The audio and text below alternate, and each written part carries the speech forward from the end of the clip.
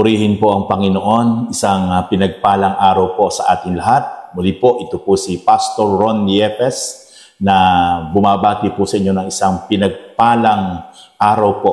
At kung ngayon lang po kayo naka-tune in sa programa pong ito ay tunay nga po may magandang plano po ang Diyos sa inyo at manatili lang po kayo na tumutok sapagkat tayo po ay mag-aaral po ng salita ng Diyos sapagkat ito po yung kailangan po natin. Anumang uri ng ating relihiyon ay hindi po natin pag-uusapan ng relihiyon sa oras na ito, kundi po ang salita po ng Diyos at ang relasyon po ang mahalaga sa atin lahat. Sige po, tayo po ay manalangin sa oras na ito. Lord, maraming salamat at hiling ko po dalangin, Father God, na patuloy, O God, Lord, na kayo po ang sumama, Panginoon, sa amin sa pagkakataong ito, sa amin pong pag-aaral at pakikinig ng inyong salita. Gamitin niyo po, Father God, Lord, muli, powerfully, mightily, anointedly, ang inyo pong abang lingkod, Panginoon, sa pamumuna po ng inyong banal na Espiritu. Dalangin ko po, Lord, wisdom and knowledge and anointing, O God, Lord, ay idaloy niyo po sa buhay ng inyong lingkod upang patuloy ko po, Lord, Panginoon, ma-deliver, Panginoon, O God, ma-discuss ng buong linaw at may karunungan at kapangyarihang mula sa inyo ang salita niyo po, O God. Ito po aking dalangin in Jesus' name. Amen and amen. Praise God. Okay, sige po. At tunay nga po na napakasarap po na sa bawat pagkakataon po ng ating buhay ay tayo po ay palagi pong may inilalaan na oras at panahon sa pag-aaral at pakikinig ng buhay at makapangyarihang salita ng Diyos. Sige po, tayo po ay magpasimula na po sa ating pong pag-aaral po ng buhay at makapangyarihang salita ng Diyos. Okay.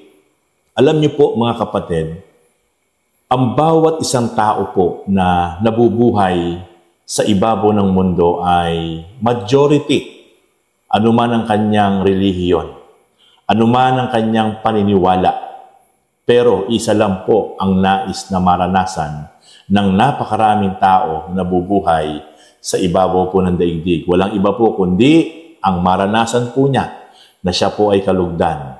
Siya po ay samahan ng Diyos na makapangyarihan sa lahat. Ito po yung napakaganda na maranasan or ma-experience ng bawat isa po sa atin. Yung tayo po ay kalugdan ng Diyos. Sapagkat meron po siyang nakikita na kakaiba sa ating buhay sa pamamagitan po ng ating pong relasyon sa Kanya. Kaya yan po yung ating pong pag-aaralan. At ang topic po na aking pong isi-share ngayon sa inyo ay aking pong pinamagatang The Qualities of Abraham and Why God Was Pleased with Him. Yung mga katangian ni Abraham at kung bakit siya kinalugdan ng Diyos. Si Abraham po ay itinuring na talagang matalik na kaibigan ng Diyos. Can you imagine na ituring kang matalik na kaibigan? Best friend forever ng Diyos. Kung walang nakitang kakaiba ang Diyos kay Abraham, ay hindi babanggitin ng Diyos na siya ay itinuring na matalik na kaibigan ng Diyos. Or kaibigan ng Diyos. Napakasarap po na magkaroon tayo ng isang best friend na talagang mapagkakatiwalaan. Di po ba? Napakasarap po na magkaroon tayo ng isa talagang best friend talaga po, higit pa sa kapatid, higit pa sa mahal sa buhay, ang turing sa atin at turing natin sa Kanya sapagkat kakaiba yung Kanyang katangian na nakita natin sa Kanya. Kaya itinuring natin siyang higit pa sa ating pong pamilya. Ganon din po. Higit sa lahat, napakasarap na maranasan na tayo po ay ituturing na kaibigan ng Diyos sapagkat meron siyang nakita na kakaiba sa ating pong buhay, sa ating pong pagbabalik ng pagpapahalaga sa Diyos. Kaya si Abraham po kung bakit naranasan na talagang sinamahan siya ng Diyos, iningatan siya ng Diyos, pinagtagumpay siya ng Diyos, pinagpala siya ng Diyos, ibinilas siya ng Diyos sapagkat ang Diyos ang patuloy na nalugod sa Kanya. And I believe ito yung ating maranasan. Talagang maranasan talaga natin na kagaya ni Abraham, tayo ay kalugdan, tayo ay pangunahan, tayo ay samahan ng Diyos na makapangyarihan sa lahat. Okay. Number 1 na katangian ni Abraham kung bakit siya kinalugdan ng Diyos na kailangan din talagang maging katangian natin in our generation, it is about strong faith. Merong kakaibang tibay ng pananampalataya si Abraham. Sapagkat nakita ng Diyos yung kakaibang tatag, yung kakaibang tibay ng pananampalataya, pananalig, paniniwala ni Abraham sa magagawa at kapangyarihan ng Diyos sa kanyang buhay. Ito yung kauna-unahan na talagang nagbigay ng katuwaan, kasiyahan, at talagang kung bakit ang Diyos ay kinalugdan niya si Abraham sapagkat nakita niya yung kakaibang tatag, kakaibang pananampalataya at tibay ng pananalig ni Abraham sa Diyos. Si Abraham ay nanalig sa Diyos kahit imposible ang pangako sa kanya ng Diyos. Unang-una, ang pangako ng Diyos kay Abraham ay kung gaano karami ang nakikitang bituin sa langit ni Abraham, ang sabi ng Diyos, ganyan din kadami ang ibibigay ko na sa iyong mga anak mo. Ganyan karami ang magiging mga anak mo. At kung gaano kadami ang buhangin sa dalampasigan, ganyan karami ang ibibigay ko sa iyong sambahayan. At that time, si Abraham ay mag-100 taon na. Kaya napakahirap paniwalaan sa katayuan ni Abraham doon sa sinasabi ng Diyos sa kanya. Pero ang napakaganda kay Abraham, hindi niya tiningnan yung kapasidad ng kanyang sitwasyon. Hindi niya tiningnan yung sitwasyon ng kanyang sarili that time kahit siya ay mag-100 taon na nang sabihin sa kanya ng Diyos yun. Sapagkat sa kanyang lahi magmumula ang bayan ng Diyos, sabi sa kanya.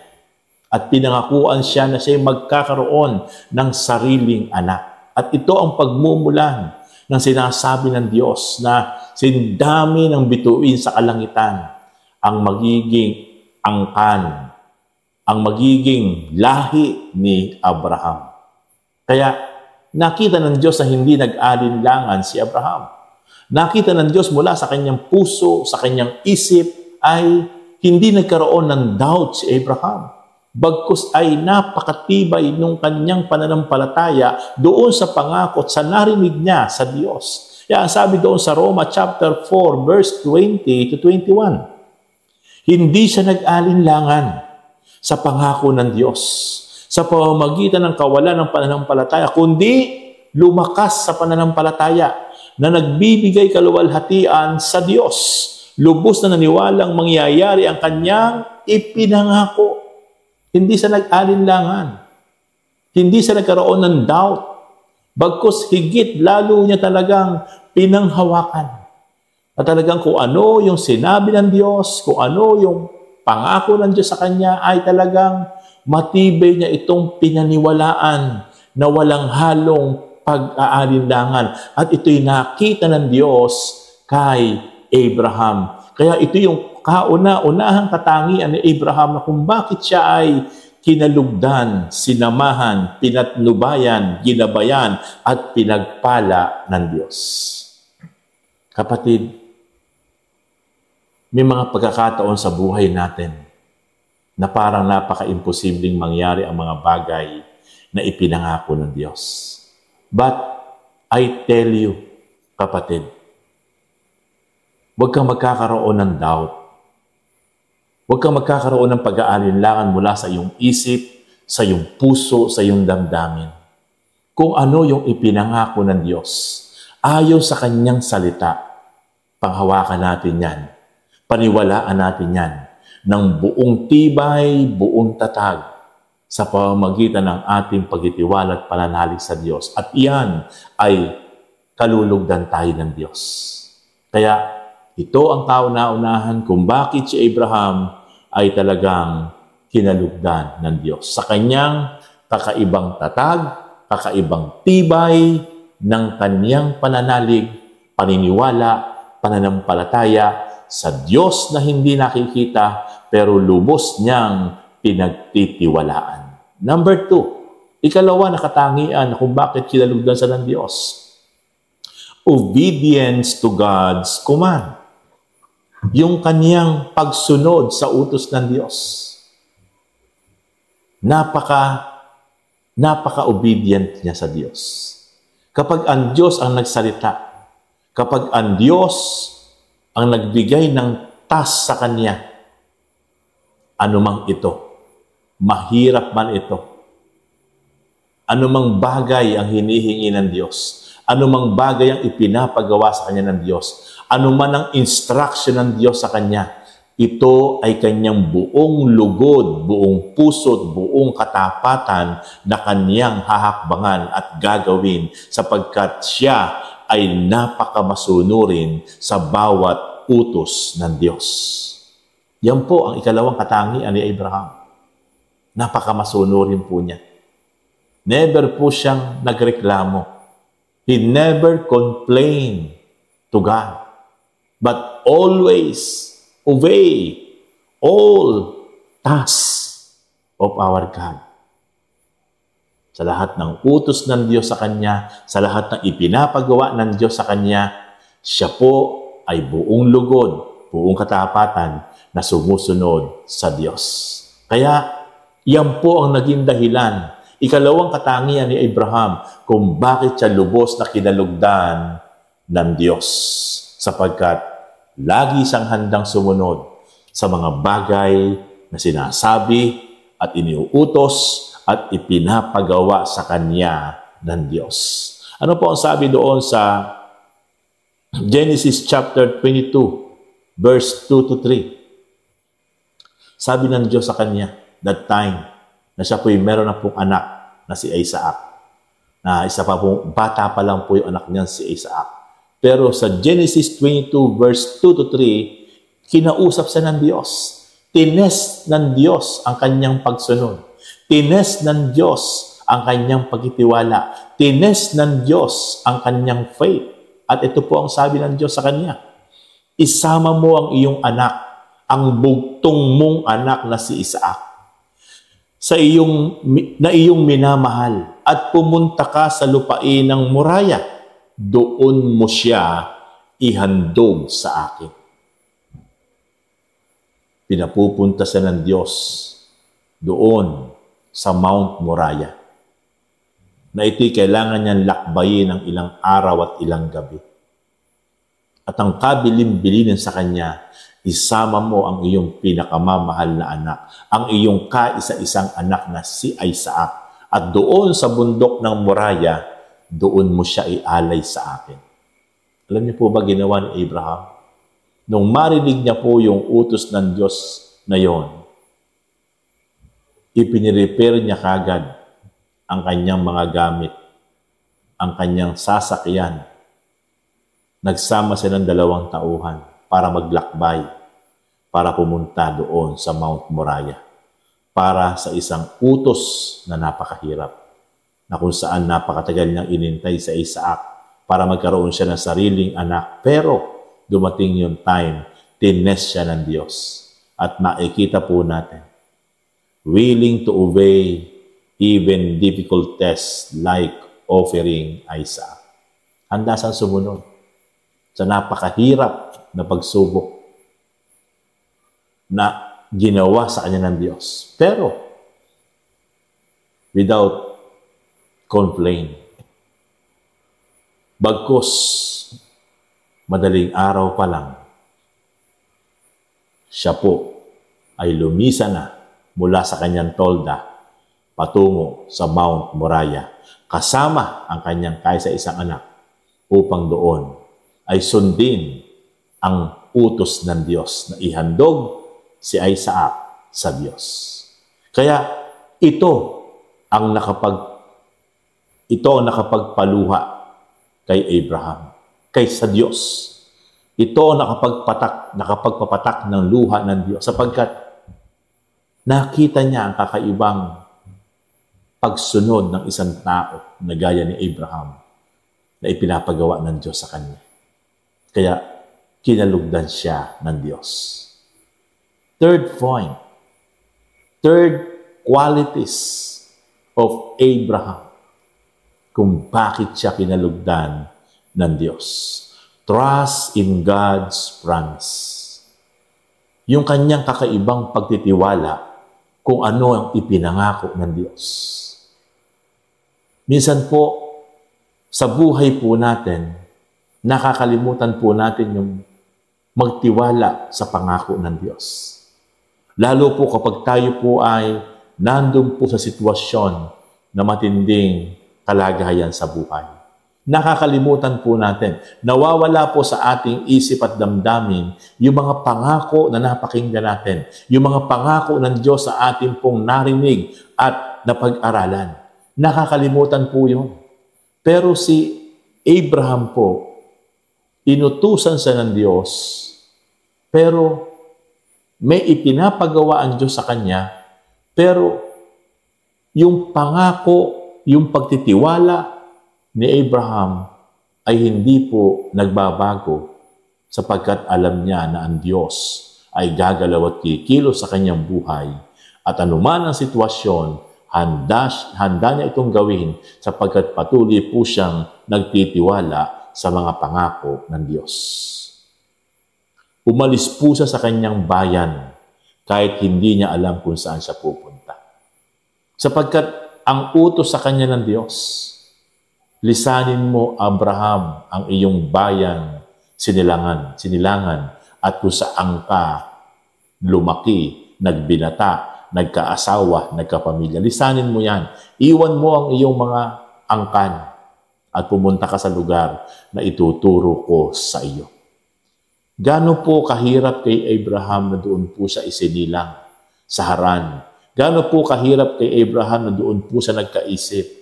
Doon po siya nagkaasawa, nagkapamilya. Doon po niya naranasan ang napakasaganang pagpapala ng Diyos. At doon po niya nakita ang maraming mga kaibigan sa buhay niya. Pero ang sabi ng Diyos, lisanin mo yan.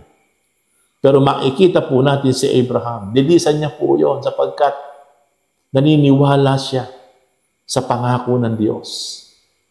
Sapagkat ang daming pangako ng Diyos sa kanya.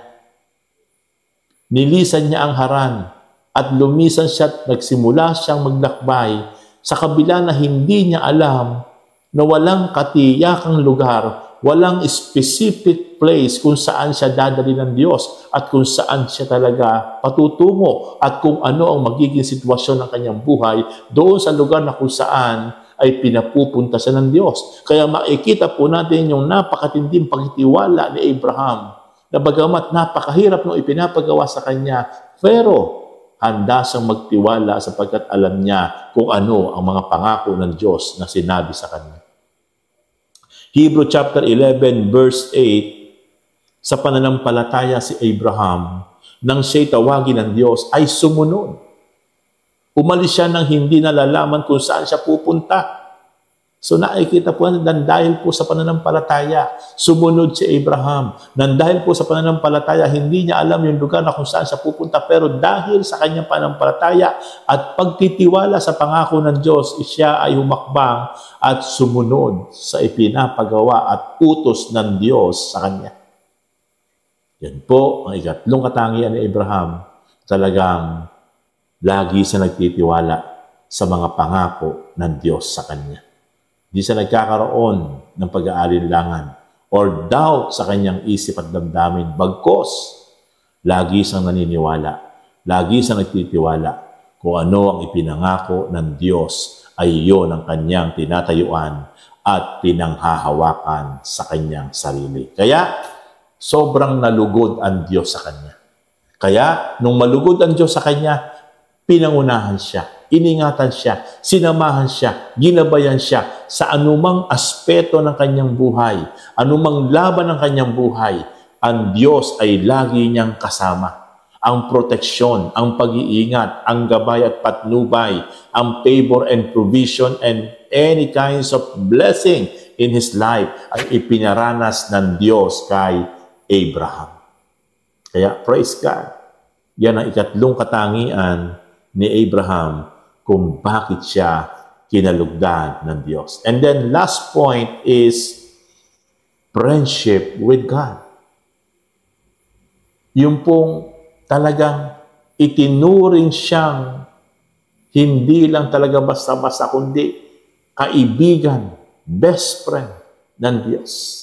Sapagkat sa kakaibang nakitang katangian ng Diyos sa kanya, siya'y itinuring na kaibigan ng Diyos. Ano po ang sabi? Sa Santiago chapter 2, verse 23, si Abraham ay sumampalataya sa Diyos at iyon ay ibinilang sa kanya na katuwiran at siya'y tinawag na kaibigan ng Diyos. Wow! Hallelujah! Ang Diyos ang tumawag sa kanya na kaibigan. Bakit po sa tinawag na kaibigan ng Diyos? Sapagkat yun niya pong kakaiba niyang katangian. Yung kanyang pagiging masunurin. Yung kanyang pagtitiwala sa mga pangako ng Diyos. Yung kanyang kakaibang tibay at tatag ng kanyang pananampalataya sa Diyos. Kaya ito po yung talagang nagbigay ng kaluguran sa Diyos. Na-please niya ang Diyos. Kaya kinalugdan siya ng Diyos. At ang balik sa kanya, yung gabay, yung protection, yung guidance, provision, and favor ay ginawa at ipinaranas ng Diyos kay Abraham. Conclusion. Bakit kinalugdan ng Diyos si Abraham? Dahil sa kanyang matibay na pananampalataya or strong faith. Sa kanyang kakaibang pagsunod. Sa kanyang kakaibang pagtitiwala sa mga pangako ng Diyos sa kanya. At sa kanyang malapit na relasyon sa Diyos. Kaya itinuring siyang friends of God or friendship of God. Kaya po, makikita po talaga natin kung bakit si Abraham ay sobrang pinagpala ng Diyos nung siya po'y nasa lupa pa, ay dahil kinalugdan siya ng Diyos. At bakit siya kinalugdan ng Diyos? Dahil sa kanyang mga katangiang ito. Sa kanyang matibay na pananampalataya, sa kanyang lubos sa pagtitiwala, sa pangako ng Diyos at sa kanya talagang kakaibang pagsunod sa ating Panginoon. Kaya naranasan ni Abraham ang biyaya, pagsama, gabay, patnubay, protection, and guidance ng Diyos. At ito po yung napakasarap na maranasan po natin lahat sa ating pong kapanahunan. Yung tayo po ay samahan, patnubayan, gabayan, ingatan, at ibuhos ang mga biyaya at mga pagpapala and highly favor sa ating mga buhay. Bakit? Sapagkat nalugod sa atin ang Diyos, gaya ng naranasan ni Abraham. Hebrews chapter 11, verse 6, and without faith, it is impossible to please God. Kapag wala tayong pananampalataya, napaka-imposible na malibigyan natin ang kaluguran ng Diyos. But, kapag yung ating pananampalataya na may bunga ng kakaibang gawa sa harap ng Diyos at ang Diyos ay na-impress sa atin, I tell you kapatid, dadaloy sa ating mga buhay ang biyaya, ang pabor, provision, gabay, pag-iingat ng Diyos sa ating mga buhay. Salamat sa Panginoon muli sa oras na ito sapagkat muli ay nakapag-aral po tayo ng salita ng Diyos. At mga kapatid, kung hindi pa po kayo nakasubscribe ay kayo po yung mag-subscribe na. Pakihit nyo lang po yung subscribe button at kayo po ay mag-like at talagang kayo po ay para po maging updated sa mga i-upload pa po natin na marami pa po na mga ating pong mga videos patungkol po kung paano po tayo lalalim, lalagot, mapapalapit at talaga mararanasan natin ang pagsama ng Diyos. Muli po, ito po ang inyong likod si Pastor Ron. Talagang natutuwa sa inyong pong mga pagsubaybay, sa inyong po talagang patuloy na pag-aabang sa mga atin pong ina-upload na talagang mga videos. At ito po'y akin pong titiyain po sa inyo. Kapag nagpatuloy po kayo na talagang sumubaybay, ay patuloy niyo po mararanasan ang paglalim at paglago at pagtibay ng ating relasyon pananampalataya sa Panginoon at patuloy pong dumaloy ang mga biyaya at pagpapala sa inyong mga buhay. Kaya po mga kapatid, muli po ay sa oras na ito, nais ko po kayong ipanalangin. Kung meron po kayong mga sakit, karamdaman, inyo lamang pong itapat ang inyong kanang kamay sa inyong parte ng katawan na may sakit. Tayo po manalangin for the healing sapagkat naniniwala po tayo, nothing is impossible with our God. Sapagkat ang ating pong great doctor ay walang iba kundi ang ating Panginoon Diyos. Sige po, let us pray. Lord, Panginoon, sa oras na ito, Father God, dinudulog ko po sa inyong panugad, Lord, ang aking pong mga kapatid na ito talaga pong nanood sa ating pong programa, panugad dito po sa ating channel. Dalayan ko po, Panginoon, na ito po mga kapatid na ito, saan man po sila panig ng bansang Pilipinas, even po, Panginoon, sa iba't ibang panig po ng mundo, Asia, America, Europe, Africa, Panginoon, Middle East. Lord, dalayan ko po, Father God, na patuloy po, Lord, na kayo po ang maghimala sa kanilang mga buhay.